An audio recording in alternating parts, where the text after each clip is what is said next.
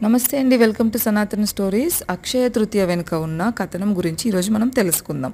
అసలు అక్షయం అంటే ఏంటి, ఈ రోజునే చందనోత్సవం ఎందుకు చేస్తారో తెలుసుకుందాం. ఈ కాలంలో అక్షయ తృతీయ అనగానే బంగారం, వెండి లాంటి విలువైన వస్తువులను కొనుక్కోవడం అని మాత్రమే చాలామందికి తెలుసు.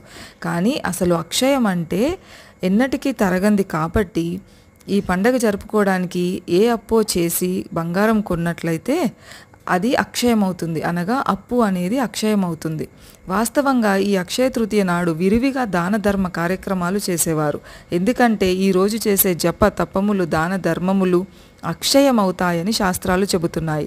మత్స్య పురాణం ప్రకారం ఈశ్వరుడు పార్వతీదేవికి సర్వకామప్రదమైన అక్షయ తృతీయ వ్రతం గురించి చెప్పాడు. వైశాఖ శుద్ధ తదియ నాడు చేసే ఏ వ్రతమైనా, జపమైనా, హోమమైనా, దానాదులేవైనా లేక పుణ్య కార్యాచరణం ఏదైనా దాని ఫలితం అక్షయమవుతుంది. అలాగే పుణ్య కార్యాచరణ వల్ల వచ్చే ఫలితం అక్షయమైనట్లే పాప కార్యాచరణ వల్ల వచ్చే పాపం కూడా అక్షయమే అవుతుంది కదా. ఈనాడు తృతీయ తిథి బ్రహ్మతో కలిసి ఉంటుంది, అంచేత విశేష పూజనీయమైనది. అక్షయుడైన విష్ణుమూర్తిని కూడా ఈరోజు పూజిస్తారు. చందనోత్సవం గురించి తెలుసుకుందాం. సింహాచలంలో వరాహ నరసింహస్వామికి ప్రతి సంవత్సరం చందనోత్సవం జరుగుతుంది, మనకు తెలిసిందే కదా. ఈరోజు మూల విరాట్టు మీద ఉన్న చందనాన్ని తొలగించి స్వామివారి నిజరూపాన్ని దర్శించే భాగ్యాన్ని కల్పిస్తారు. దాదాపు 12 గంటల పాటు ఈ నిజరూప దర్శనం సాగిన తరువాత తిరిగి స్వామివారికి చందనాన్ని అలంకరిస్తారు. ఇదంతా ఈరోజే జరగడానికి కారణం ఏంటంటే, పూర్వం తన భక్తుడైన ప్రహ్లాదుని కాపాడేందుకు విష్ణుమూర్తి నరసింహ అవతారం దాల్చిన విషయం మనకు తెలిసిందే.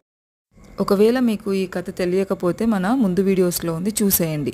ఆ సందర్భంగా తన కోసం సింహాచలం కొండ మీద శాశ్వతంగా కొలువుండమంటూ ప్రహ్లాదుడు నారసింహుని వేడుకున్నాడు. ప్రహ్లాదుని కోరికను మన్నించి స్వామివారు ఇక్కడ వెలిశారు. ఆ స్వామివారికి బ్రహ్మాండమైన ఆలయాన్ని నిర్మించి నిత్యం ఆయనను కొలుచుకునేవాడట ప్రహ్లాదుడు. అయితే కాలం మారింది, యుగం మారింది. సింహాచలం మీద ఉన్న ఆలయం శిథిలమైపోయింది. చాలా సంవత్సరాల తర్వాత ఈ ప్రాంతానికి పురూరవుడు అనే రాజు విహారానికి వచ్చాడు. అప్పుడు ఆయనకు స్వామివారు కలలో కనిపించి తన విగ్రహం ఒక పుట్ట చేత కప్పబడి ఉందని, ఆ పుట్టని తొలగించి తనని దర్శించమని చెప్పారు.